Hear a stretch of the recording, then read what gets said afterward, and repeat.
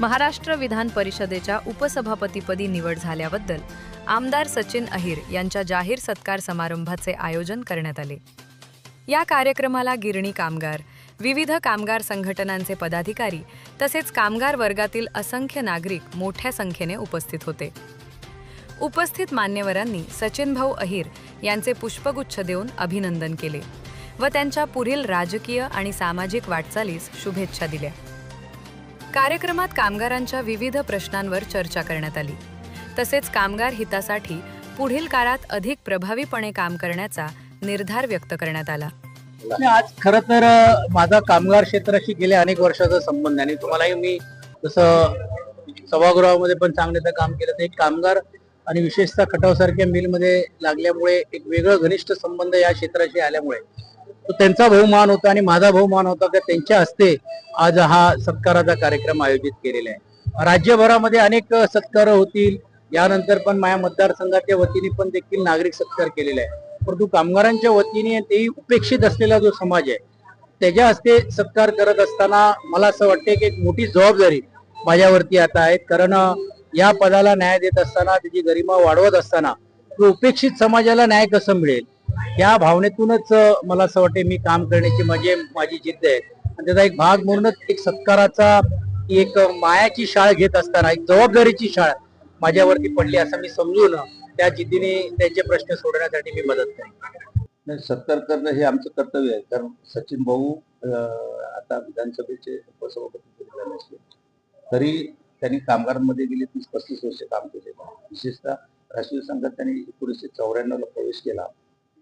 तिथपासून कामगारांच्या प्रती त्यांची ज्या भावना आहेत त्या अतिशय सुंदर, चांगल्या आहेत आणि आम्हाला पण नेतृत्व पाहिजे होतं, ते तंत्र नेतृत्व असं मिळाल्यामुळं आम्ही एक एक पाऊल पुढे जात चाललो।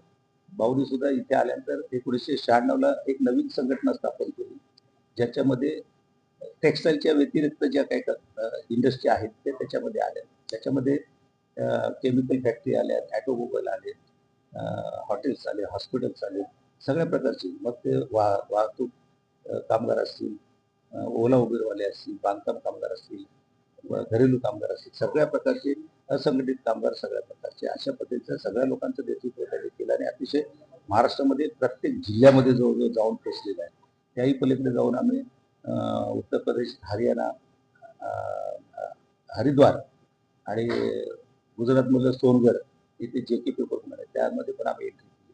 त्याच्यामुळं भाऊंचं नेतृत्व हे आम्हाला सदैव पुढे नेणारं मिळालं आणि त्याच्यामुळं आज भाऊने गिरणी कामगारांच्या साठी जे काही लढाई केलेली आहे ती लढाई आता आम्हाला असं वाटतं की अंतिम टप्प्यात आहे आणि ती लढाई आम्ही चांगल्या पद्धतीने जिंकू।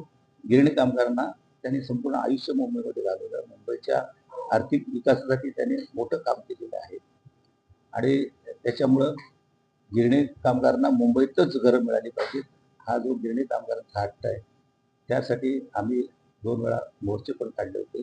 सरकारने आम्हाला त्याच्यासाठी बैठकी घेतल्या। माननीय उपमुख्यमंत्री एकनाथ शिंदे यांनी देखील मुंबईत घर देण्याच्या बाबतीत आम्हाला पक्का आश्वासन दिलं आणि त्या पद्धतीच्या बैठका चालू आहेत आणि आता तर भाऊ विधान परिषदेचे उपसभापती असल्यामुळं निश्चितच या कामी आम्हाला यश येईल असे आम्हाला आशा आहे। आतापर्यंत आम्ही म्हणत होतो, कारण आमच्या 1,74,000 लोकांनी ज्यावेळी फॉर्म भरले आणि मुंबईमध्ये घरं गेली 10-15 वर्षात फक्त 15,000च घरं मिळाली, म्हणजे वर्षाला 1,000 घरं। आणखी किती वर्ष लागतील? जवळजवळ 1,00,000 लोकांना घरं मिळायची झाली तर 100 वर्ष जातील। पण आता तसं होणार नाही। तर शासनाचं एकंदरीत धोरण, गृहनिर्माणचं धोरण जे आहे त्याच्यामध्ये जवळजवळ 6 ते 7 लाख झोपडपट्टी नुसतं मुंबईमधले आहे, त्याचा मोठ्या प्रमाणात विकास होणार आहे। त्याचबरोबर रिपेरिंग बोर्ड जे आहे जवळजवळ 250-300 जवळजवळ बिल्डिंग जे आहेत, चाळी आहेत, त्या मोडकळी झालेल्या आहेत, त्या सुद्धा मोठ्या प्रमाणात आता डेव्हलप होणार आहेत आणि शिवाय रिपेरिंग बोर्डाच्या काही रूम बऱ्याचशा खाली आहेत, आमच्या गिरणी कामगारांच्या बांधलेल्या आहेत, त्याच्यामध्ये सुद्धा रिपेरिंग बोर्डासाठी जो कोटा ठेवला होता तो सुद्धा आम्ही मागण्याचा प्रयत्न करतो। त्याचबरोबर धारावीचा मोठ्या प्रमाणात विकास होणार आहे आणि शिवाय केंद्र सरकारच्या ज्या काही मिठागरच्या जागा आहेत त्या सुद्धा मोकळ्या झालेल्या आहेत आणि त्या जर प्रायव्हेट उद्योगपतींना देत असतील तर त्या आम्हाला मिळाल्या पाहिजेत, कारण मुंबईमध्ये आम्हाला हक्क आहे आणि तो आम्हाला मिळाला पाहिजे। अजूनही NTCच्या गिरण्या बाकी आहेत, असून त्या गिरण्यांमध्ये सुद्धा जवळजवळ 100 एकरच्या वर जागा आहे, तर त्याचा देखील उपयोग गिरणी कामगारांच्या घरासाठी केला पाहिजे। शिवाय शासनाने म्हणजे महापालिकेने राणीबागसाठी किंवा राणीबागचा विस्तार म्हणा म्युझियम बनवण्यासाठी जी काय 23 एकर जागा आहे त्यातली 5 एकर आपण म्युझियमसाठी सोडली तर 18 एकर मोकळीच राहणार आहे. ती देखील मिळायला पाहिजे. बीपीटी जवळजवळ हजारो एकर बीपीटीची जागा आहे आणि ती बीपीटी जागा कोणीतरी निश्चितच जे उद्योगपती घेणार आहेत. त्या ठिकाणी सुद्धा गिरणी कामगारांना घर देऊ शकतात एवढी मोठी जागा अफाट पडलेली आहे. तर मला असं वाटतंय की याचा कुठेतरी विचार होईल आणि हा जो झपाट्याने विकास चाललेला आहे त्याच्यामध्ये 2-3 वर्षात आम्हाला घरं मिळतील अशी आशा आहे.